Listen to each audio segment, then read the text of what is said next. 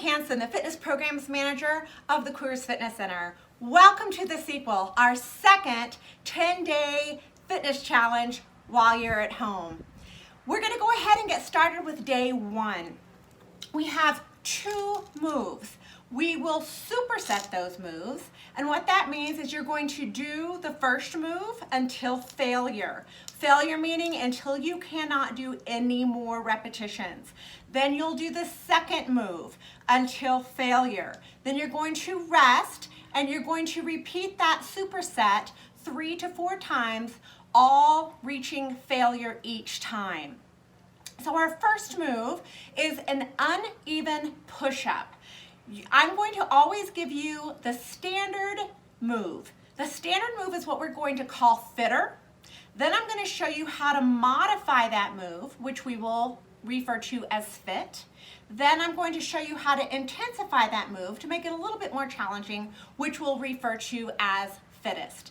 So through this challenge, you're going to need a couple household items that everyone should have laying around since we don't have the use of dumbbells or any kind of equipment in a gym. The first thing that you're going to need for our first move, which is our uneven push-up, is something that you can put your hand on elevated. So, for example, I've got a little boiling pot here. That would work. You'll turn that over and you can place your hand on that. Something that would be a little more challenging would be a basketball. The reason a basketball is going to be more challenging is because you've got to try to stabilize that. It'll roll around, and that's going to be a little more challenging too. So I'm going to go ahead and use the basketball just to show you. So with your uneven push-up, one hand will be on the uneven surface and the other hand will be down. I'm going to give you a front view here. So your standard move, we're going to do on our toes and bring it down, okay, until failure. My recommendation would be maybe do 3, 4, 5, and then switch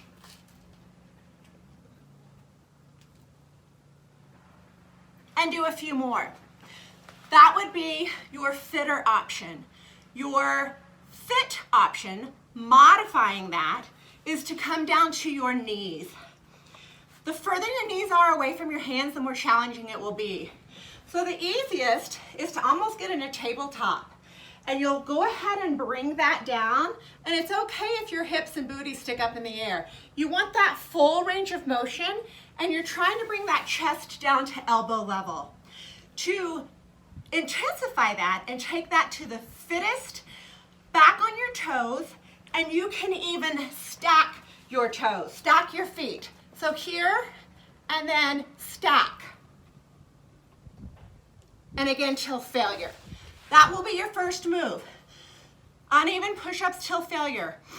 1 on each side, 3 on each side, 5 on each side, however often you want to switch that uneven surface until failure. Once you're complete with move 1, we move on to the superset of move 2. Move 2 is going to be an isometric move. Isometric move means it's a pull. You're going to flex that muscle and there's no movement of the joint. I just demonstrated a dynamic move where we are moving and the joints bend. But an isometric move is just a flex of the muscle. So we're going to do an isometric single arm pull for the tricep. Your triceps assist your chest in a push-up move. So we've already fatigued the triceps a little bit in our push-ups. So what you're gonna need for this is just a regular bath towel, all right? You can kind of roll that up, and with that towel, you're gonna get on your knees, put it under one knee, bring this around. Your triceps are here, and all you're going to do is just pull away from your foot. It's not something you can see, but the motion that I'm doing is I'm pulling this away, even though the joint's not moving. And you're going to pull as hard as you can, as long as you can for that tricep, and then you'll switch sides. Once you've done that on each side for your tricep, you're ready to move on back to the beginning of superset set number 2. back to push-ups, uneven failure, and then back to your single isometric moves with triceps. For the sequel, we have recommended 2 HIIT moves for you to incorporate into your daily challenge. HIIT stands for high intensity interval training. So these 2 moves are going to really get your heart rate up, burn some calories, and be very challenging cardiovascular.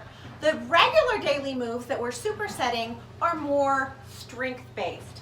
So for day 1, we have the skater and the inchworm. First, the skater. You want to drop down low, and you're going to step to the side and tuck that foot behind, side and tuck that foot behind. Down low like you're a speed skater. This would be pretty much the fitter option. To go to fittest, you're going to power off and jump, and then try to hold balance without that foot going to the floor. Power and add a jump. For a more fit option, you're just going to stay low, tap, and tap. Your inchworm is a plank walk down. You're going to stand with your feet about shoulder width apart. Your goal is to keep your legs as straight as you can. So you slide those hands down, walk out, stop in a plank position. Again, trying to keep the legs straight, walk back up and down. And you're going to repeat this move for the time interval that you have chosen for your cardio workout. To simplify that a little bit, you can bend the legs if you need to, come back out to a plank, push back with bent knees, and stand up.